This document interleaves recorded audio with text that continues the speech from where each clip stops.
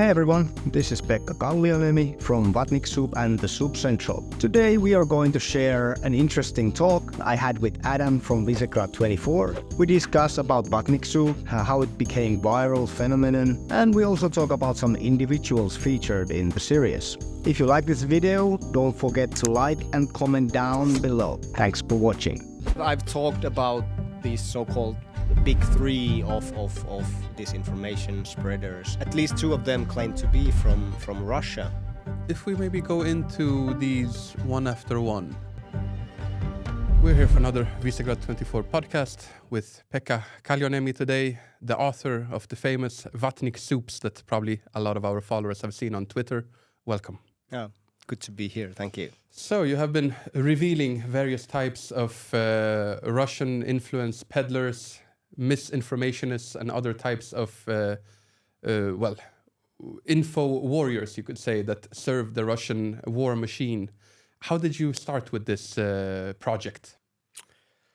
So, my background is in social media research. For the longest time, I was speaking against being on social media platforms because in many ways, I feel like can be a harmful thing in excess. But then when the war started, I decided, okay, I have to be on Twitter because that's the breaking news kind of platform where you get the latest stuff on basically everything. I created an account. Nobody really cared. I went for unnoticed for a very long time. Maybe my cousins followed me or something. But then in October, at the beginning of October, I realized that I have been having same conversations with the same people over and over again about what's going on in Ukraine, what are the, for example, causes of the war in Ukraine, and I was wondering who are these people who are the original sources of these narratives. And I started writing about prominent Finnish pro-Kremlin propagandists. The first ever Vatnik Soup, it wasn't called that back then, but it was like this expose was about Finnish propagandist who lives in Donetsk, I think, Janus Putkonen, who has a long history of I don't know, peddling misinformation, disinformation for the Kremlin, and there's proof for that. So he's actually paid by the Kremlin. And at that point I had 80 followers, so basically nobody followed me, but somehow it resonated with people. And this was October 2022? Yes. So at the beginning of October. It got quite a few likes and impressions and so on. And I thought, okay, I'm going to do it again the next day, introducing another Finnish propagandist. But at that time, I didn't really think that it would become this kind of long series. I was just doing it because it resonated with people. And then somebody suggested to me that I should also focus on international figures because there are so many. So maybe a week after that, I wrote my first international Vatnik Soup. Who was that? Partisan girl, Syrian girl. Oh, sure. Maram Susli, I think is her name. And from that, it started like slowly growing, actually quite quickly, in a sense that I had 80 followers and soon I had thousands. But then probably Patriarch Kirill was the first kind of. So there's usually somebody who kind of it really skyrockets the following. So Patriarch Kirill was probably because the KGB agent in charge of the Russian Orthodox Church. Exactly, and also the with his the famous, person, very expensive watches. Yes, and also the smuggling. Well, not smuggling, but selling all the tobacco during the 90s in Russia. So that's how he became so rich. A man of God. Exactly, yes. But anyway, that's probably one of the first ones that kind of skyrocketed the popularity. How would you say that the Twitter platform has developed over the years when it comes to information warfare? The thing about fighting usually disinformation, the problem is that it's so immediate. So you have this breaking news. People share always, if they see something big happening, they share it without actually checking what's going on. You want to be the first one. Exactly. You want to break that. You want to be the one who breaks the news because that gets the likes, the shares. You get the engagement. You get this, the dopamine rush. So you want to be the first one, and that's kind of in terms of disinformation, it's extremely harmful. So we can take maybe a couple of examples here. So one of them was the air defense missiles from Ukraine landing in Poland, and people were immediately saying that it was a Russian rocket landing in Poland, and this was probably during the evening, and then throughout the night it was like it's Russian. So we have this Article 5, and then it turned out to be Ukrainian air defense missile. So, and another example is the alleged bombing of the hospital or the parking lot. In very recent case from Gaza. Yes. So immediately people were like, okay, the casualty numbers coming from Hamas.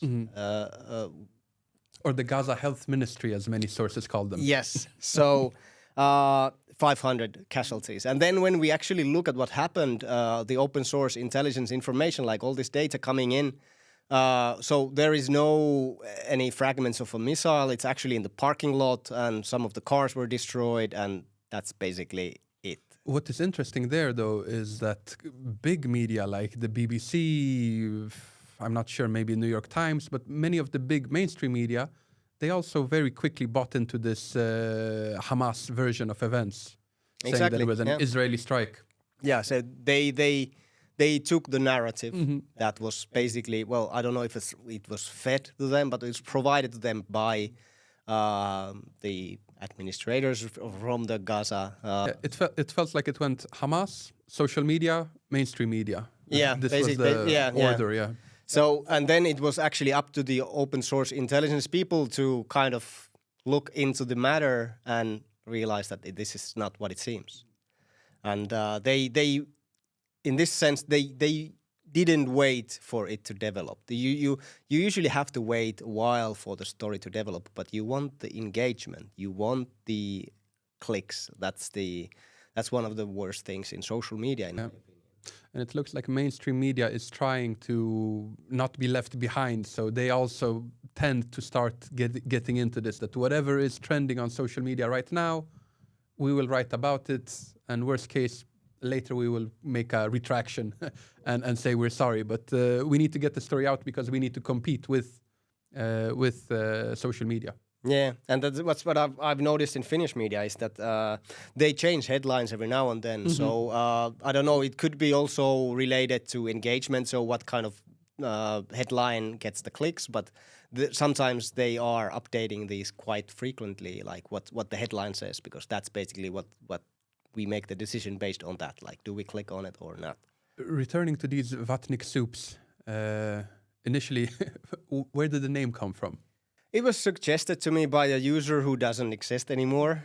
And he just sent me a message like, you should call it like a Vatnik Soup. I think would be a nice name. And it's a good name. Yeah, it is a good name. It caught on. It definitely caught on. And if we look at these Vatnik Soups, we have a number of... How many in total do you think there might be now? 235 maybe. Oof. Maybe a bit more. Yeah.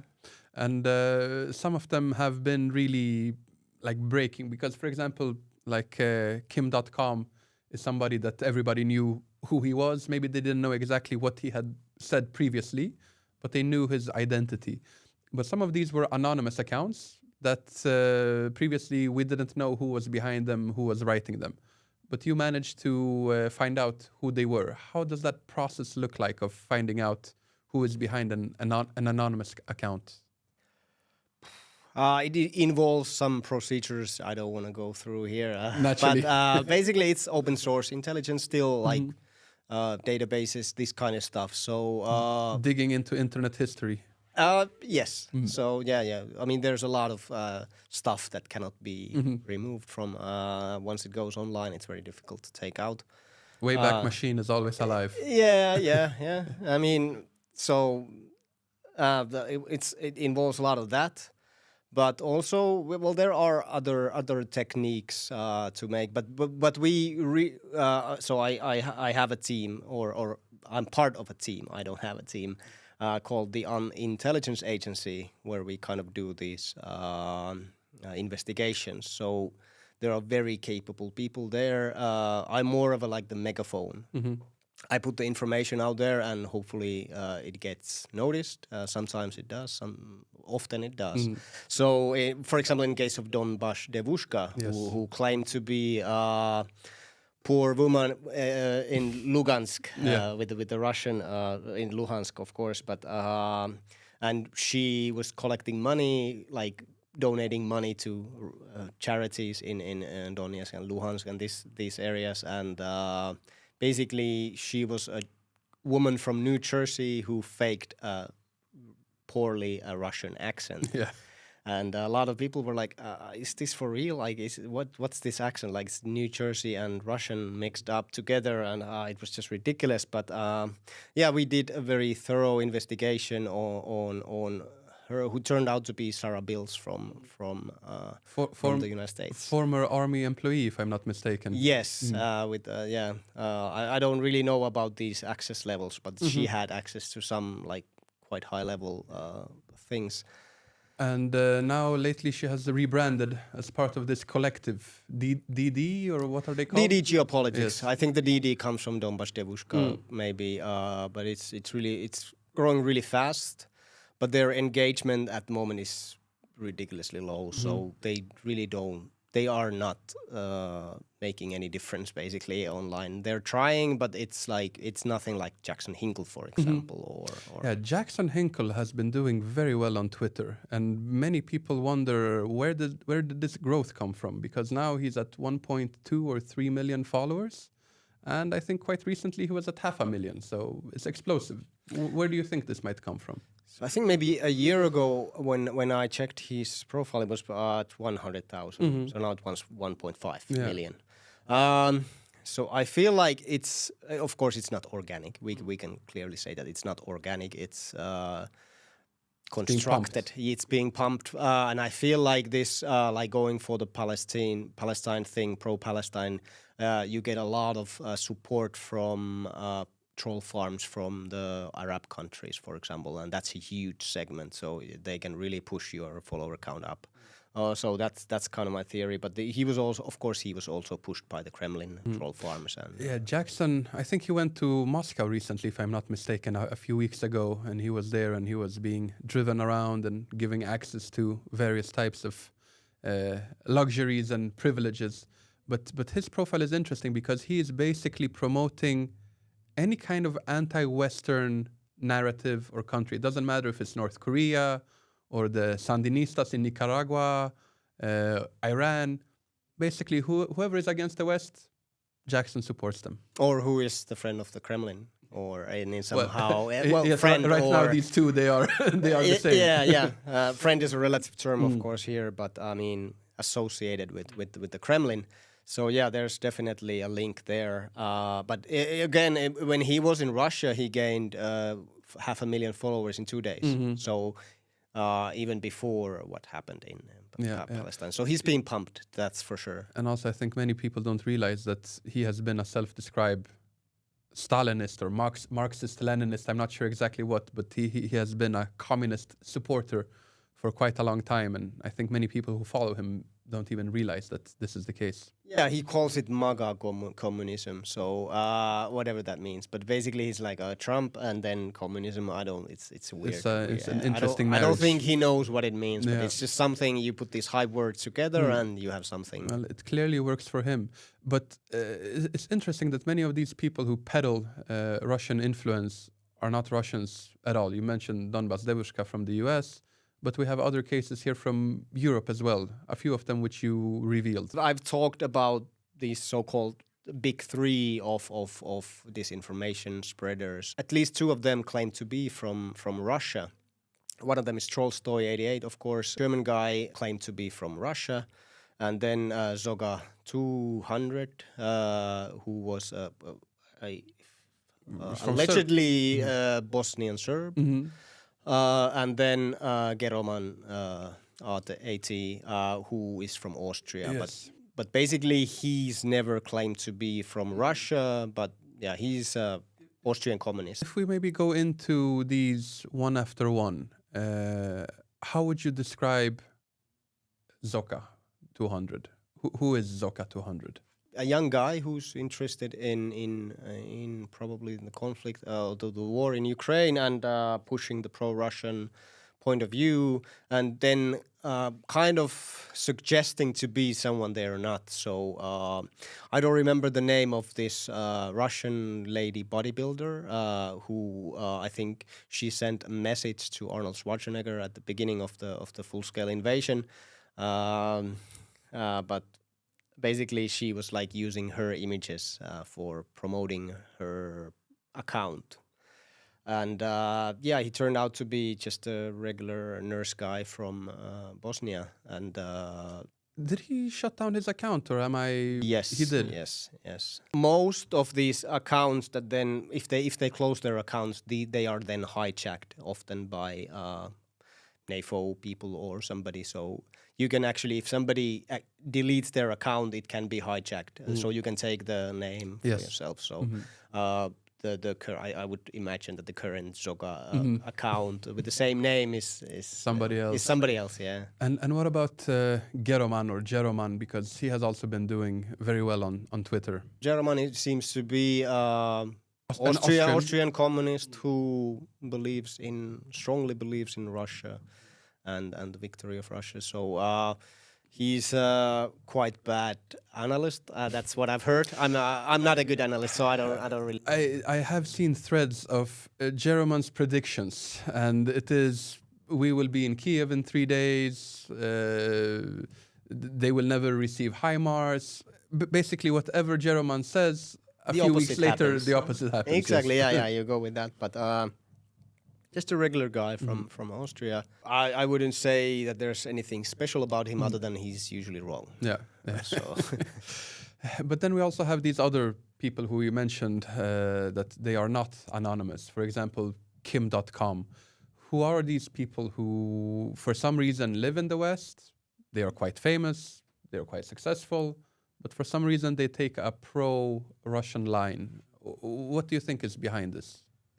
I think in many cases it's this contrarian, anti-establishment worldview that's kind of pushing it, and also they often believe in conspiracy theories. I mean, Kim.com is a perfect example. He's been sued in the U.S. and they're trying to extradite him to the U.S. For his crimes, cyber crimes, I assume, or copyright stuff. But he's been this contrarian throughout his whole life. He was hacker and this kind of stuff. So he's always probably been a bit out like an outsider.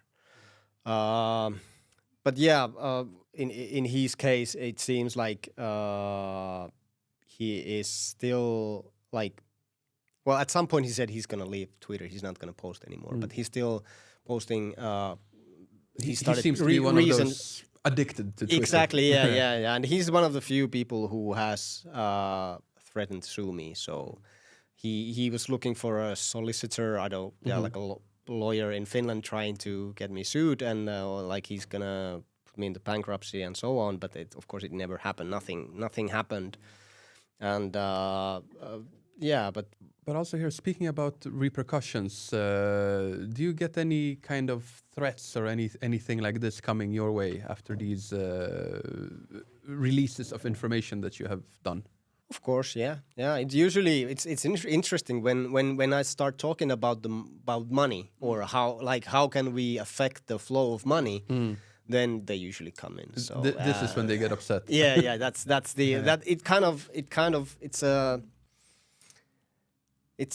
that's probably why many of them are doing it. So if you start talking about the money and you follow the money trail, they get shows their motivation. So yeah, when I started going after Donbass Devuska's new channel, the money stuff there, and I got a death threat from Swedish individual, and well, we quickly identified him. I think he usually goes by the name Ghost on Twitter and Telegram, and yeah, so that was pretty nasty because it was just basically threats against me and my family. Well, you can always threaten me, but when it's about family, then it's a bit sad.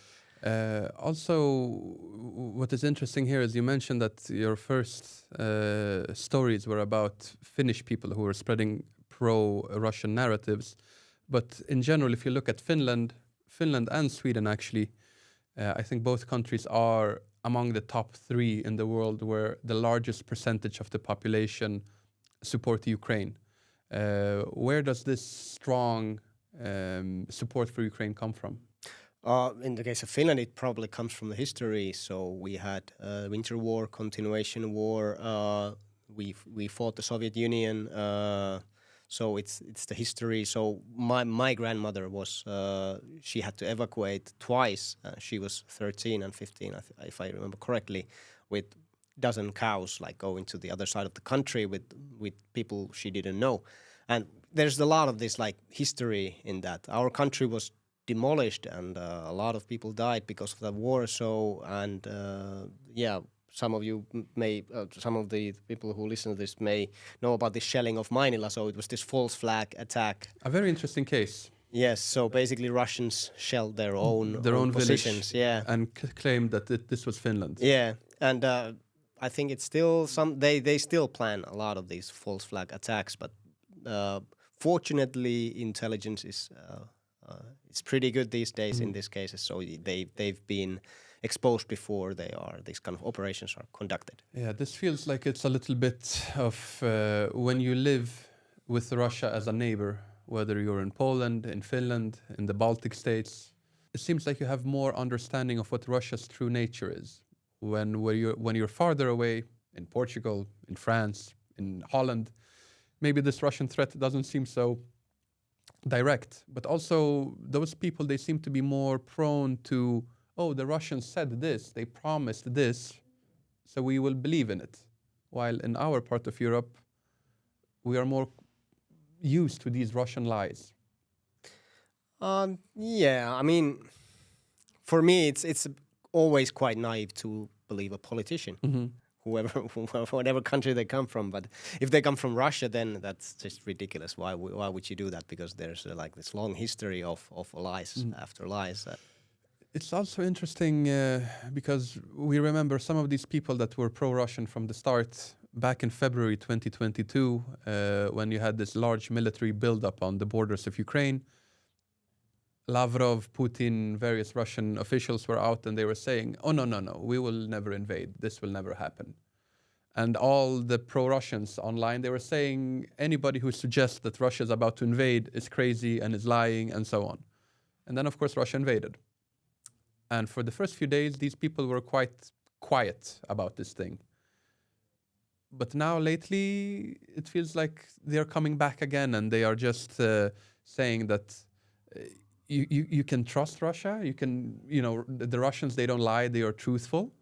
While the people in the West, the Western leaders, they've made biolabs with mosquitoes and birds that are flying into Russia and so on. Do you feel that these people that claim that you can believe the Russians when they say something, is it because they themselves are fooled by Russia, or they just have this money interest that you mentioned earlier? I think it's both. I mean, people in politics, people tend to have pretty bad memory in general. For example, if you have elections, politicians make a lot of promises, and then when they get elected, those are often forgotten. But I mean, yeah, people tend to have a short kind of memory in this type of stuff. And of course, it's the money too. They want the gas, they want the oil, they want things to go back to as they were. Business as usual. Yes, they say. want the raw materials. I mean, you need them for Teslas, you need them for SpaceX rockets. So you kind of want to go back to the old times when Russia could basically do the small conflicts in some areas, but it wouldn't really invoke any kind of big reaction in anybody.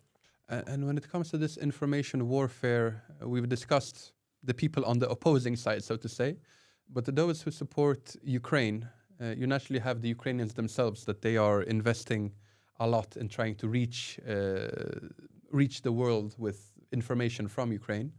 But you also have various collectives. You have, for example, this North Atlantic Fella Organization, or NAFO, that was very active, especially in the first weeks of the war. But you also have various OSINT communities that they investigate various Russian claims, where a missile came from, for example. And there are these wider networks that are supporting Ukraine as well. Do you think that they have been doing a good job in this war, or there is more that can be improved on? I watched the interview you did with Kate, and I think she said the same thing, that NAFO has been extremely valuable asset in fighting Russian disinformation, because it fights fire with fire. It basically uses the same high volume approach, but it ridicules the messenger. So if you have Russian embassy tweeting something that's obviously a lie, NAFO activists will flood the comments with ridiculous. They will ridicule the messenger, because that's the only way to counter this high volume approach of Russian propaganda. You do the fact checking later, but first you have to. It's like the tourniquet. You get a shot in the leg, you put the tourniquet in, and then you do the surgery later. So surgery is the fact checking, but the tourniquet is the NAFO. You have to do something to kind of stop the blood flow or the bullshit flow. And ridicule is really a potent weapon. The Russians, they have been working hard on these fake narratives a long time. I don't remember exactly what the factory is called, but they have this facility outside of St. Petersburg somewhere, where you have a couple of hundred of people coming in every day, doing 8 hours of work, and just posting on all platforms, in all comments. I'm not sure what it's called now. Internet Research Agency? Maybe it could be. So that was originally Prigozhin's outlet. So it was IRA, Internet Research Agency. It was in St. Petersburg, and then it became, I think, Lakta because it was in a skyscraper.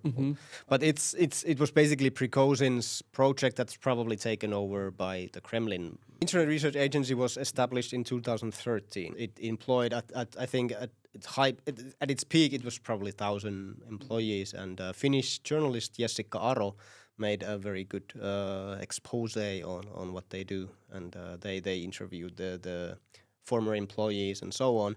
And for example, after Prigozhin's death, one of the former employees said that the people who were talking about the genocide in Donbass, spreading that narrative, that they were crisis actors. They were paid actors. Yeah.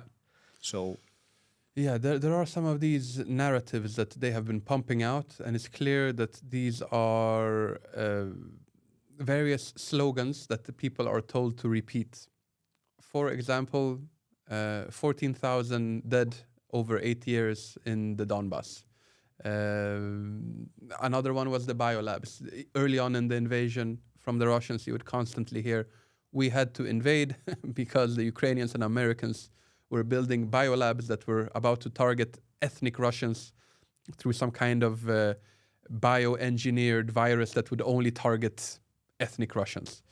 It is interesting because this type of information warfare, digital information warfare, is part of hybrid warfare. And hybrid warfare is something that the Russians, under the Gerasimov doctrine, have been pushing for many years, even before but we remember, in 2014, with the invasion of Crimea, it wasn't Russian soldiers, it was the green little men.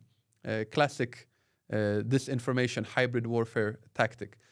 And technically, you use hybrid warfare when you cannot use normal, symmetric warfare because you're too weak. The Russians, at least in 2014-15, were very weak, and then they pushed hard on trying to brainwash people. But on the other hand, it's an old Soviet tactic. During the Cold War, the Soviets were also very heavily invested in trying to brainwash people in the West. Have you seen any specific trends when it comes to Russian misinformation tactics or hybrid warfare over the last few years? I mean, if you look at the 2014, this time period in general, there was a lot of, I mean, what the Russians had, they had money. They had a lot of money, so they pushed quite a bit of money to these separatist movements in Odessa, in Kharkiv. And also there was a person who was a kind of a advisor to Putin called Vladislav Surkov. The grey eminence of the Kremlin. Yes, or the puppet master or whatever. He has a lot of names because what he did was genius. We have to admit as much that he was a genius in a sense, but he was also micromanaging the whole these republic in Donbas, Luhansk, these fake republics, and he was also like micromanaging them on a really low level, like what kind of furniture do you get to the embassy and this kind of stuff, trying to make the whole thing look credible, like these are actual republics that want to be independent, and he was doing all the controlling from the Kremlin. And then there was Sergei Glazeyev, who was funding these separatist movements in Odessa and in Kharkiv, as I mentioned earlier. And there was money involved, of course. And you had the Titushka, the Russian, what would you call them? Paid rioters. Paid criminals. Yeah. So we're attacking these pro-Maidan demonstrations. Yeah, extremely violent thugs. Yeah. So there was a lot of this kind of hybrid warfare stuff going on even back then, and that's when the war started. Of course, it's been going on since 2014, and then the full-scale invasion started in 2022. But I mean, they've used this hybrid warfare, this Gerasimov doctrine for a long time, and it works. I mean, if Gerasimov is a terrible leader in war, like probably the worst in Russia. Maybe I could do better, but the Gerasimov doctrine is quite genius. Also, we have to give credit for that. When it comes to internet information spreading, what would you recommend to people when they look for news online? What do they need to look for in order not to be tricked? I mean, I would wait, at least if you have breaking news, just wait for a while. I mean, 10 hours can do miracles to the narratives. It can completely change, as we have seen in some cases. But the problem is that people make up their minds so fast, and we are extremely biased people. We tend to kind of lean to the narrative that supports our worldview. We have our own echo chamber. Exactly, and we are in these information bubbles where it's very difficult to penetrate the different or the, like, I don't know, the perspective that's against our own. So, but I would give news some time before maybe spreading them or liking them on social media, because it can actually be harmful if you spread. It turns out to be disinformation, or in this case, it would be misinformation because you don't do it intentionally. So disinformation is when you have this intent. Okay, I know that this is false, but I'll still spread it because for reasons. But yeah. Give news some time, and I also would suggest people to kind of detach themselves from social media altogether for a while, because this is where the real things happen. We and this kind of human touch, human communication and interaction, we miss that when we just read text, walls of text. So, and maybe a final question here. Where do you think the war in Ukraine is going? If you look at the general attitudes among people, does Ukraine still have support among the wider West? So what we need now is support from the states, from the individual countries, because people are drawn to trends. We have to admit it. Like as soon as so we remember COVID was a big thing. After the full-scale invasion, it wasn't a thing anymore, like at all. Nobody talked about COVID-19 anymore, or vaccines or whatever. Some tried, but nobody cared. And now it might be like this Hamas-Israel situation, or the situation in the Middle East is taking a lot of attention from Ukraine. But we still have to rely on these democratic Western countries to keep their support, even though it's not the hot topic anymore. We still have to support Ukraine until they win, because they will win. It's just a matter of time. And how can we make this win easier for them is to help them with whatever they need, like send them basically what they need to win the war. That sounds like a good conclusion for the podcast. Send Ukraine whatever they need to win the war. They are fighting for all of us, especially for us who live in countries right next to Russia.